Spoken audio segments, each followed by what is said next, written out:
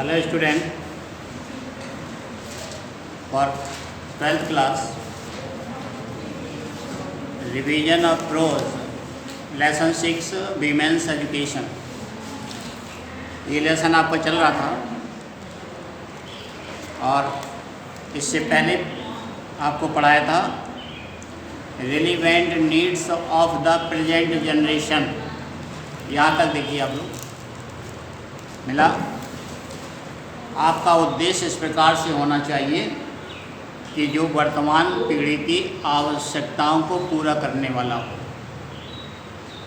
Every time we start, अब यहाँ से हमें पढ़ाना है। एवरी टाइम वी स्टार्ट, जब हम अपनी काम की शुरुआत करते हैं, प्रत्येक कार्य की हम शुरुआत करते हैं, वी यूज आवर हाइम, तो हम अपने मंत्रोच्चारण के साथ करते हैं, मंत्र पढ़ करके करते हैं। एंड विथ सेइंग शांति शांति शांति, और जब समाप्त करते हैं कोई कार्य तो हम शांति के साथ करते हैं। शुरुआत श्री गणेशाय नमः से करते हैं और समाप्ति ओम शांति के साथ करते हैं। The teacher and the people are expected to avoid hating each other, तो विद्यार्थियों को और टीचर को एक दूसरे से घृणा का भाव नहीं रखना चाहिए। घृणा का भाव नहीं रखना चाहिए, क्योंकि कभी भी टीचर आपको जानबूझकर कष्ट देने के लिए नहीं डांटेगा। जब भी डांटेगा तो आपको सुधारने के लिए ही उद्देश्य होता है उसका, और कि किसी भी तरीके से डांट करके, समझा करके, शिकायत करके आपको सुधारा जाए। इसलिए स्टूडेंटों को चाहिए कभी भी टीचर पर ये लांछन न लगाएं कि ये हमें ज़बरदस्ती डांट रहे हैं। टीचर को भी चाहिए कि कोई भी स्टूडेंट को वह ज़बरदस्ती प्रताड़ित ना करे, मतलब इस भावना से कि हमें किसी स्टूडेंट से ईर्ष्या हो गई है। कभी इस तरीके का ना तो टीचर को भाव रखना चाहिए और ना ही स्टूडेंट को। तो ये यहाँ पर डॉक्टर स्वामी राधाकृष्णन आपको ये सलाह देते हैं, टीचर को भी और स्टूडेंट को भी, कि एक दूसरे से वो अवॉइड हेटिंग, घृणा से बचें। Compassion, Daya is the quality which is more characteristic of women.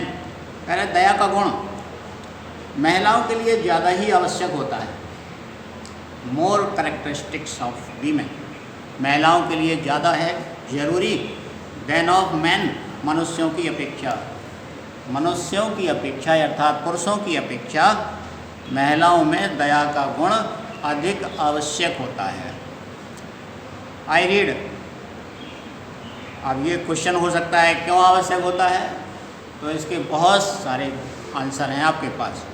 क्योंकि महिला एक परिवार की नहीं, वो दो परिवारों को जोड़ने का काम करती है, दो परिवारों को संभालने का काम करती है। इसलिए महिला से यदि कहीं गलती हो जाती है तो वो दो परिवारों को बिखेर भी देती है। और पुरुष केवल एक ही परिवार के होते हैं, अगर उनसे गलती होगी तो एक ही परिवार बिखरेगा, अगर महिला से गलती होगी तो दो परिवार बिखरते हैं। इसलिए ज़रूरी है कि उनके अंदर दया का गुण होना चाहिए, सीखना चाहिए, उन्हें अधिक सीखना चाहिए। I read recently a book, लेखक कहता है मैंने अभी हाल में एक किताब पढ़ी थी, which speaks about the decline of womanhood, जिसमें महिलाओं के पतन के बारे में चर्चा की गई थी। यानी कि महिलाओं का आजकल पतन क्यों हो रहा है। पतन का मतलब कि महिलाओं पर वो अपने गुण भूल रही हैं, अपनी संस्कृतियाँ भूल रही हैं, पश्चिमी संस्कृति को ज़्यादा महत्व देती हैं, दूसरों को देख करके ज़्यादा अपने आप को वैसा करने की कोशिश करती हैं। तो ये उनका पतन है, चारित्रिक गुण का पतन हो रहा है। पहले महिलाएं कि शायद कभी कोई ऐसा उदाहरण देखने में आता हो कि किसी महिला ने अपने पति की पिटाई कर दी। लेकिन आज आप अखबारों में पढ़िए तो कई जगह ऐसा आता है कि पिटाई भी कर देती हैं, बच्चे को मार डालती हैं, अपने खुद के बच्चे को मार डालती हैं। तो मतलब ऐसा क्यों, उनमें इतना पतन क्यों हो रहा है? यही लेखक यहाँ कहने की कोशिश कर रहा है, आपको समझाने की कोशिश कर रहा है। क्योंकि ऊपर ही बता दिया कि दया का गुण महिलाओं में अधिक होना चाहिए, तो इसका सीधा सा कारण यही है कि दया की कमी है, महिलाओं में दया के गुण की कमी आ रही है। एंड सेज दैट, आंसर में यही लिखा हुआ है, and says that this is so because, और ऐसा इसलिए है क्योंकि there is a decline in compassion, ये दया के गुण का पतन हो रहा है, अर्थात दया के गुण में कमी आ रही है, महिलाओं में दया का गुण समाप्त होता है। जब दया का गुण समाप्त हो जाता है तो फिर ऐसी चीज़ें आती हैं। इन अदर वर्ड्स, दूसरे शब्दों में हम ये कहें, the natural quality of women is compassion, महिला का प्राकृतिक गुण ही दया होता है। महिलाओं का प्राकृतिक गुण है दया, और जब प्राकृतिक गुण की ह्रास हो जाएगा, कमी हो जाएगी, तो उनका पतन निश्चित है।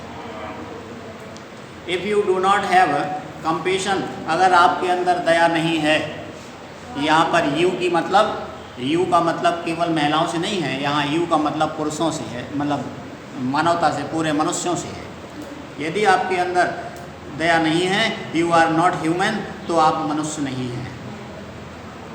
अगर किसी भी मनुष्य के अंदर दया का गुण नहीं है तो वो मनुष्य नहीं है। It is therefore essential for every human, इसलिए प्रत्येक मानव के लिए आवश्यक है, being to develop the quality of consideration, kindness and compassion. प्रत्येक व्यक्ति को इन गुणों का डेवलप करना चाहिए, इन गुणों का विकास करना चाहिए। दया, तीनों गुणों का मतलब एक ही है, कंसिडरेशन सहनशीलता, काइंडनेस दया, और कंपेशन माने ममता, यानी तीनों दया ही है। दया का गुण आप में यानी मनुष्यों में विकसित होना चाहिए, दया का गुण होना ही चाहिए।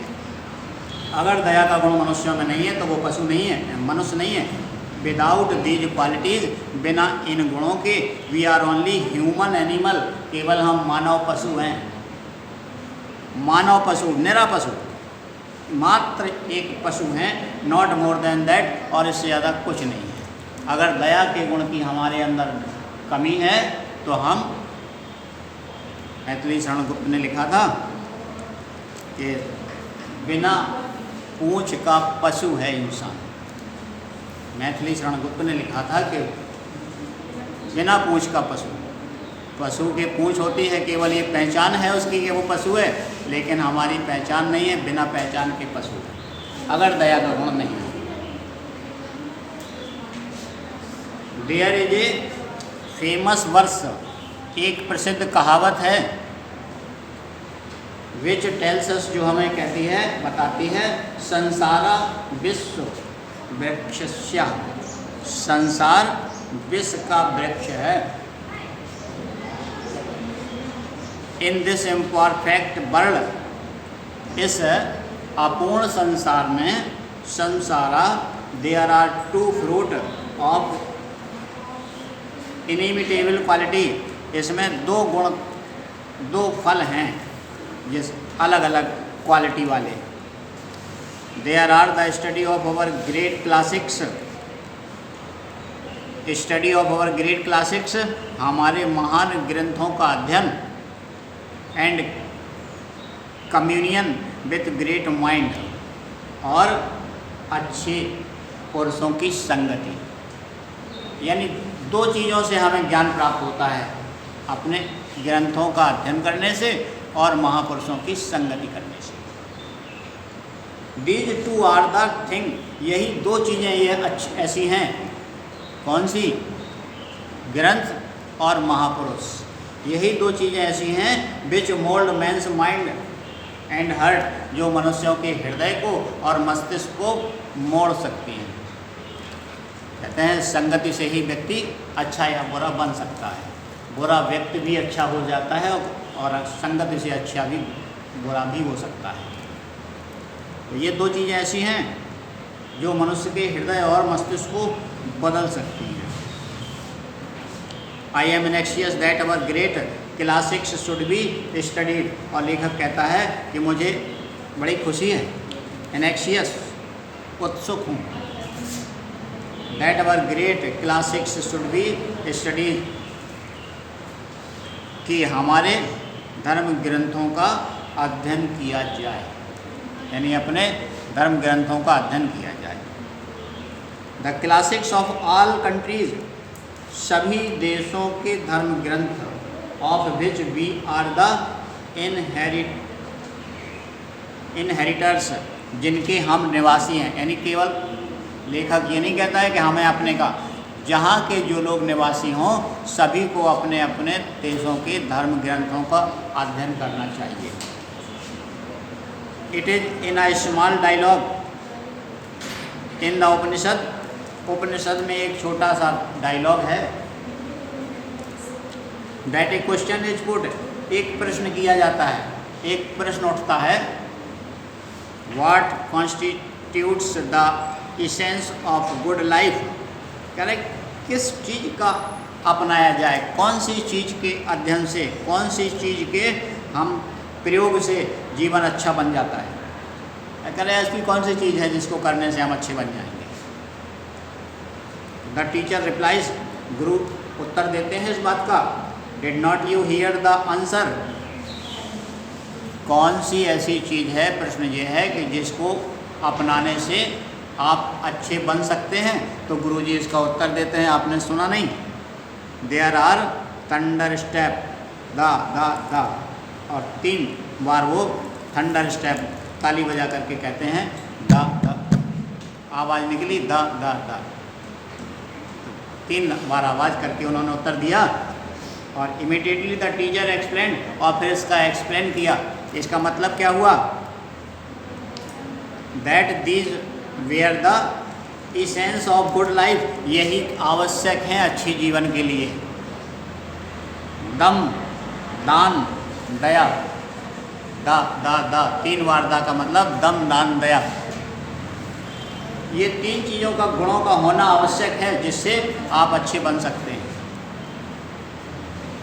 They constitute the essential of a good life, ये बहुत आवश्यक हैं अच्छे जीवन के लिए। यू मस्ट हैव दम, अब यहाँ पर एक्सप्लेनेशन कर रहे हैं कि दम क्या है। यू मस्ट हैव दम, आपके पास दम होनी चाहिए। किस बात की दम, ये नहीं कि दम हो तो आओ मैं लड़ लूँ उनसे, ये दम नहीं है। दम का मतलब आपके पास शक्ति होनी चाहिए अच्छे काम करने के लिए। दम, और दम मीन्स है सेल्फ कंट्रोल, आत्मनियंत्रण, अपने ऊपर आत्मनियंत्रण करने की शक्ति होनी चाहिए। दम का मतलब ये था। रिस्ट्रेंट, सेल्फ कंट्रोल या रेस्ट्रेंट माने अच्छे बनना, रेस्ट्रेंट माने अच्छे गुण। Which is the mark of a human being, जो कि मानव की निशानी है। ये सेल्फ कंट्रोल माने आत्मनियंत्रण रहना, ये मानव की निशानी है।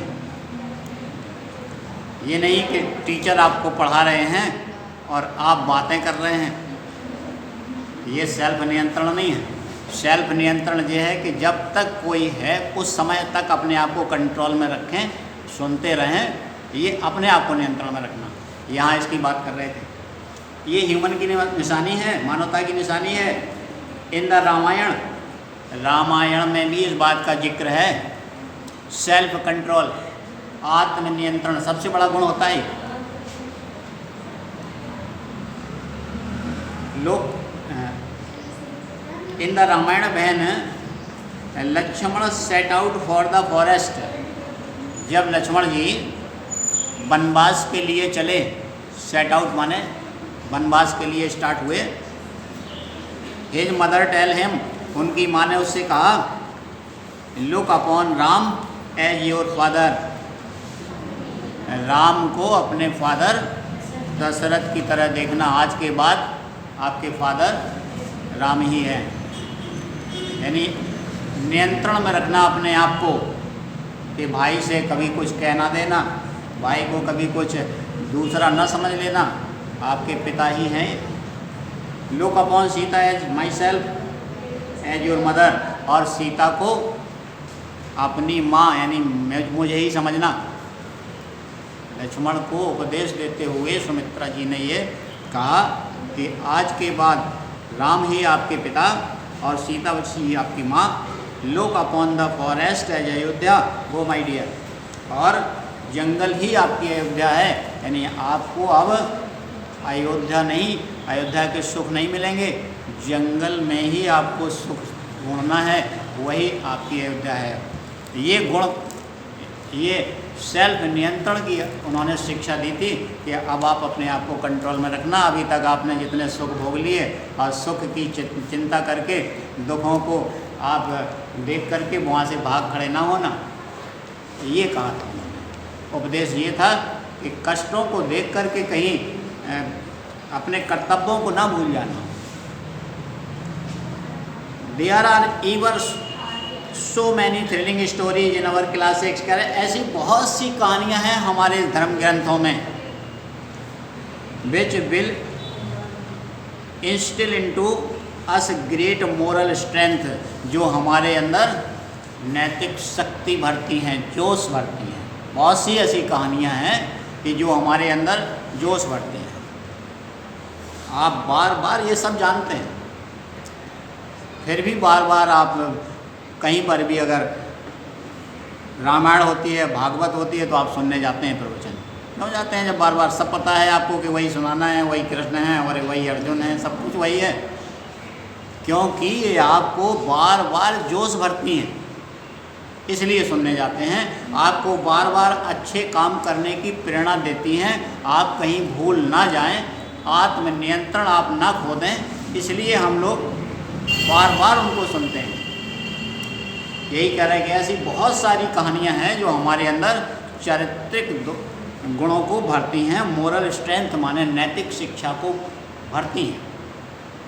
विच will lay down for us the lines on which we have to conduct ourself, और जिससे वो हमारे जीवन में हमें व्यवहार करने के लिए प्रेरित करती हैं। कंडक्ट अवर सेल्फ, हम उन पर ही चल कर के व्यवहार करते हैं, अर्थात उन पर अमल करते हैं।